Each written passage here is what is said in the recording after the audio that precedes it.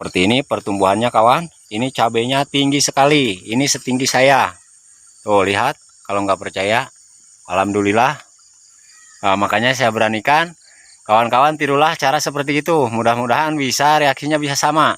Lihat dulu cara pembuatannya. Cara pembuatan ramuan ajaibnya. Assalamualaikum warahmatullahi wabarakatuh. Selamat sore. Salam sejahtera bagi kita semua. Berjumpa lagi bersama Petani Tulen. Nah, di kesempatan video kali ini saya ingin berbagi bagaimana caranya membuat pupuk organik yang diaplikasikan melalui daun. Karena ada sedikit ini saya jelaskan terlebih dahulu. Mengapa? Karena ada perbedaan antara pengaplikasian pupuk melalui daun dan juga melalui akar. Nah, untuk melalui daun, karena daun juga memiliki pori-pori yang biasanya disebut itu stomata ataupun mulut daun.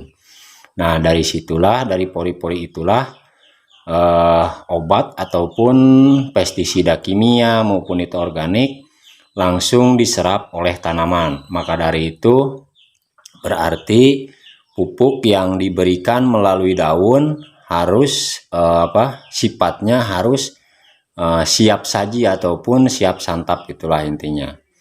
Nah, inilah caranya melalui fermentasi, namun bukan sekedar fermentasi, tapi kita hampir seperti menyulingnya. Saya jelaskan ini kandungannya apa saja. Ini tauge sebagai giberellin. Nah, ini zat pengatur tumbuh ataupun hormon tumbuh. Ini rebung sama, kurang lebih sama lah kandungannya. Dan juga sitokinin ini sebenarnya akumulasi daripada bahan ini adalah lebih cenderung ke hormon. Nah, namun akan kita komplitkan karena ini sifatnya organik, kita akan komplitkan kandungannya. Nah, ini ada sitokinin yang biasanya sebagaimana kita ketahui sitokinin adalah kandungan tertingginya adalah air kelapa adalah kandungan tertingginya adalah sitokinin. Nah, lalu nah ini yang ada perbedaan, mungkin banyak sekali perbedaan daripada pupuk daun pada umumnya yang organik. Nah, saya menggunakan kulit daripada buah jengkol. Nah, ini gunanya adalah untuk menambah unsur kalium. Kita akan mengisikan atau mencampurkan unsur kalium di dalam ramuan pupuk ini. Nah, jadi ini bukan sekedar pupuk, bukan sekedar hormon, namun ini berfungsi juga sebagai pupuk yang diaplikasikan lewat daun. Ini tujuannya, sasarannya adalah untuk membernaskan biji apapun itu, mau padi, cabai dan sebagainya, bisa bernas menggunakan menggunakan pupuk daun ini. Nah, namun saya khususkan ini formulasi ini untuk tanaman cabai. Saya khususkan untuk tanaman cabai supaya buahnya bunganya tidak banyak yang rontok dan juga ukurannya agak besar-besar gitulah. Nah, seperti itu. Ini terasi, ada terasi colek, ini terasi kilo yang kita beli dari pasar. Ini sekedar untuk mengkomplitkan saja kawan. Nah, lalu M4 tentunya untuk bakteri pemrosesnya, kita menggunakan M4. Lalu air beras. Nah, ini untuk mengkomplitkan saja. Caranya adalah dengan cara seperti disuling. Nah, seperti ini contohnya. Ini sudah ada yang sudah jadi. Nah, seperti itu, tetes demi tetes. Jadi ada perbedaan untuk yang ditabur, pupuk organik tabur, dan juga pupuk organik spray. Jadi untuk pupuk organik spray, saya menggunakan pupuk organik yang pembuatannya melalui penyulingan, seperti yang tadi. Nah, seperti itu. Untuk itu, kalau misalkan kawan-kawan mau melihat reaksi daripada pupuk daun ini, sebentar akan saya perlihatkan bagaimana reaksinya. Pertumbuhannya seperti ini. Jadi ramuan yang kita buat kita targetnya ini supaya bunga ini tidak terlalu banyak yang rontok, itu maksudnya. Makanya saya beri hormon dan ditambah kalium. Nah, ditambah kalium. Oh, seperti ini pertumbuhannya kawan. Ini cabenya tinggi sekali. Ini setinggi saya. Tuh, lihat. Kalau nggak percaya, alhamdulillah. Nah, makanya saya beranikan. Kawan-kawan, tirulah cara seperti itu. Mudah-mudahan bisa, reaksinya bisa sama. Nah, untuk itu mari kita lihat cara pembuatannya. Nah, buat kawan-kawan yang belum subscribe, subscribe dulu. Kalau misalkan sekiranya mau tanya-tanya, silahkan isi di kolom komentar. Perlu diketahui juga, semua bahan ini, semua ramuan ini telah saya praktekkan, telah saya uji terlebih dahulu selama beberapa tahun saya bertani. Inilah formula terbaik untuk membuat perangsang sekaligus penyubur tanaman, mau tanaman misalkan di halaman rumah ataupun mau tanaman di kebun, di lahan luas, semuanya prinsipnya sama. Nah, saya skip dulu, saya akan blender ini, akan haluskan dulu. Nah, tadi setelah dilakukan penghalusan tadi saya menggunakan blender ini.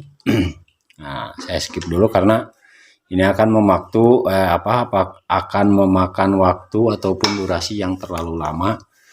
Nah, lalu tinggal kita, ini kulit. Nah, ini lihat. Nah, suaranya. Nah, kelihatan. Ini di sini sudah berisi kulit daripada cacahan kulit jengkol. Nah, karena kalau kita blender, jadi takutnya terlalu lama dan juga ngerusak blender. Walaupun begitu, karena ini kan bahan-bahan yang mudah lapuk semua, jadi berarti tinggal kita tahapannya ini sudah di blender dan juga rebungnya sudah bersama. Ini airnya menggunakan air beras, air cucian beras. Nah, ini tinggal kita campurkan dengan air leri. Nah, ini M4. Nah, ini cangkangnya.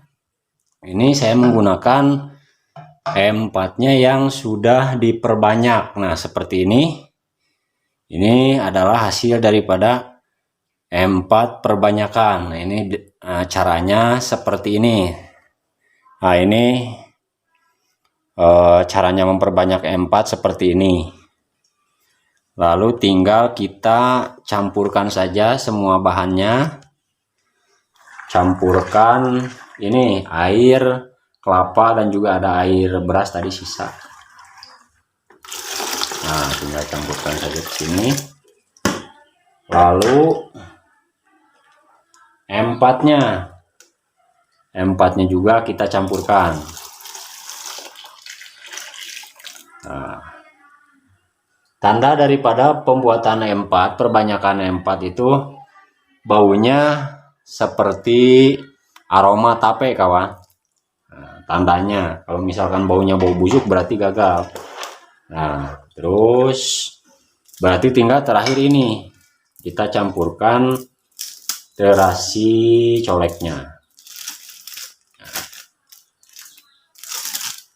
Ini terasi coleknya 2,5 berarti seperempat kilo. Campurkan sampai merata. Ini terasinya semua seperempat kilo semua. Nanti kita campurkan perlahan sedikit-sedikit saja.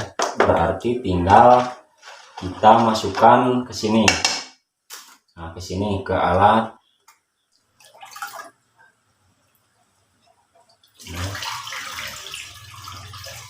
Isi, dimasukkan sampai penuh. Nanti kita diberi tidak penuh semua, kita sisihkan oksigen. Kita memberikan oksigen untuk untuk oksigennya. Nah, setelah diisi kembali dengan air cucian beras, jadi agak penuh, sisakan sedikit lah. Nah, sudah, berarti tinggal kita menutup bagian atasnya. Kita tutup sampai dengan rapat. Kita biarkan selama minimal 2 minggu. Dan setiap 2 hari sekali diaduk-aduk atau dengan cara digoyang-goyangkan. Nah, seperti ini, digoyang-goyangkan agak keras lah. Supaya ininya tercampur. Nanti kalau sudah jadi, kita akan menyulingnya seperti ini. Tuh, lihat, tetes demi tetes. Dibiarkan saja. Ini kecil, saya sengaja dikecilin ininya, kerannya, karena ininya ditutup. Kalau ininya dibuka, nanti mengalirnya akan gede juga ke bawahnya. Nah, saya sengaja karena memang ini membutuhkan waktu lama.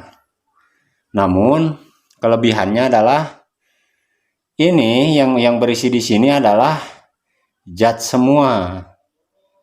Jadi kandungan airnya hanya sedikit gitu. Jadi intinya kalau kita misalkan dilakukan pengaplikasian melalui penyepraian, ini akan efektif. Nah, seperti itulah caranya kawan-kawan. Mudah-mudahan bisa bermanfaat dan menginspirasi. Wassalamualaikum warahmatullahi wabarakatuh. Sampai jumpa lagi di video berikutnya.